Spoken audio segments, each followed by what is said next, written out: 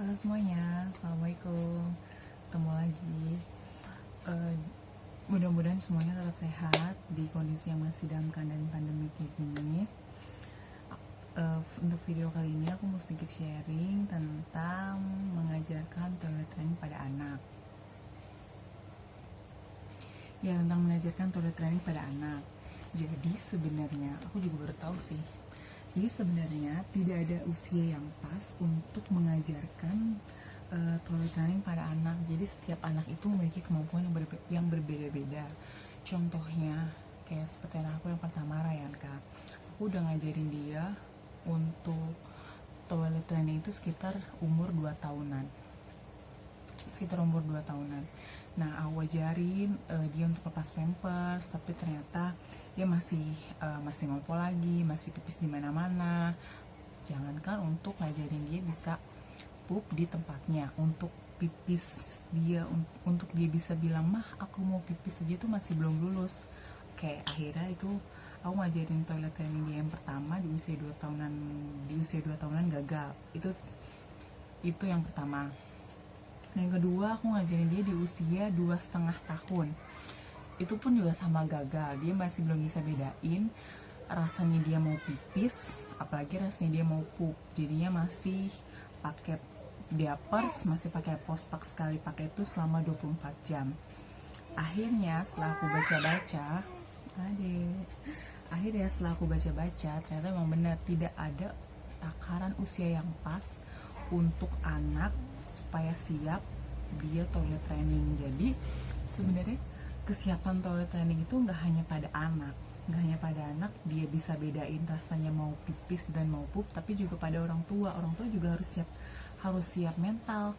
Pastikan di awal-awal meskipun anak udah bisa bedain mah aku mau pipis, ternyata pada saat buka celana udah kencing duluan. Ternyata tuh kesiapan mental orang tua juga, apalagi saya sebagai muslim, kalau misalnya anak pipis dan ngumpul di mana-mana pasti kan repot ya.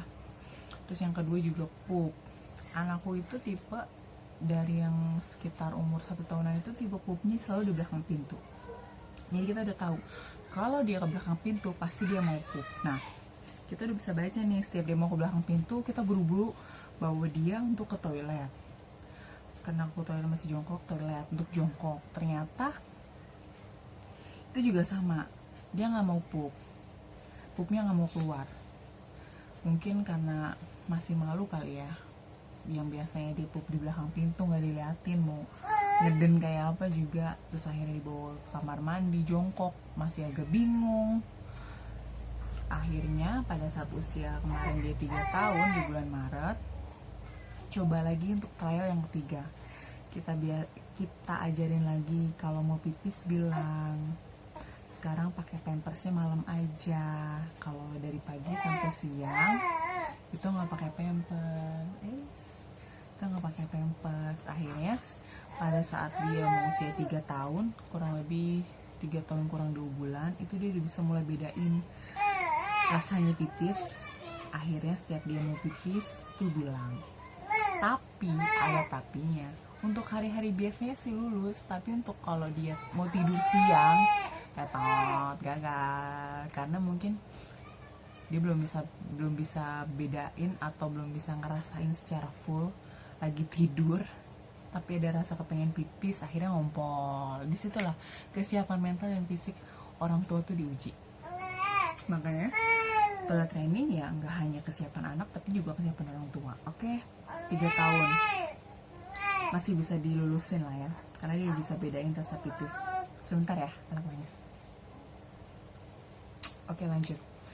Setelah hari-harinya, kecuali tidur siang, masih ngompol tuh hari-hari seperti biasanya lulus, kecuali pada saat tidur siang. Nah, pada saat umur 3 tahun, setelah dia menginjak usia 3 tahun, itu dicoba tetap tidur siang nggak dipakai pampers, biarin aja capek ngompol, bersih kasur, ngepel, ya pokoknya dengan segala keriuhannya.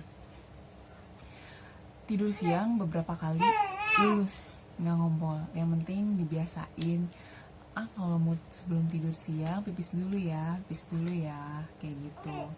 Dengan sama satu kalimat ampuh, kalau tidur siang ngompol, awas ya. Sebenarnya sih nggak boleh ya, dengan ancaman kayak gitu tuh nggak boleh, itu merusak sel otak anak. Akhirnya tidur siang lulus nggak ngompol. Nah, untuk malam harinya di saat usia anakku yang 3 tahun lebih ini masih belum lulus juga, aku juga nggak tahu nih caranya, masih aku pikirin. Karena mungkin kalau tidur malam itu lebih panjang ya dibandingkan tidur siang, sekitar 1-2 jam. Kalau tidur malam itu kan lebih panjang, sekitar 8 jaman. Entah itu mungkin kalian pakai cover untuk kasur yang waterproof. Untuk sampai saat ini tidur malam masih pakai pampers.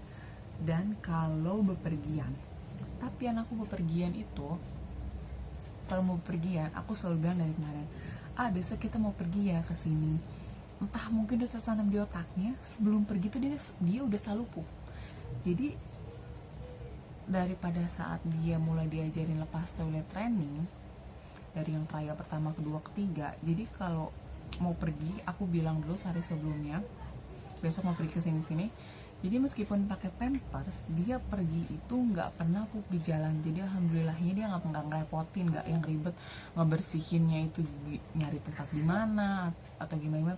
Udah pokoknya nggak ribet-ribet. Pasti dia sebelum pergi dia udah pup duluan. Nah begitupun juga sekarang, masih pakai pampers pergi-pergian, tapi alhamdulillahnya nggak pup sembarangan di jalan meskipun pakai diapers. Nah, jadi untuk ibu-ibu di rumah, mami-mami, bunda-bunda, tetap semangat untuk ngajarin anak toilet training. Karena ngajarin anak toilet training itu nggak hanya kesiapan anak, tapi kesiapan kita juga sebagai orang tua dengan segala keribetan, kehebohan yang bakal terjadi. Anak mau bilang pipisnya atau udah kencing duluan, dengan bolak-balik ganti celana anak, yang ngompol, bersihin kasur, ngepel, pokoknya banyak lah keribetan-keribetannya. Tapi kita bakalan seneng kalau anak akhirnya udah bisa pup di WC, udah bisa kencing sebelum kencing udah bisa bilang, sebelum kencing udah bisa bilang. Kayak aku sekarang 3 tahun, dia udah mau pipis di WC, udah mau pup di WC. Yang awalnya takut setiap ngeliat WC maunya pupnya itu di belakang pintu, tapi alhamdulillahnya sekarang pada saat usia 3 tahun itu dia udah bisa.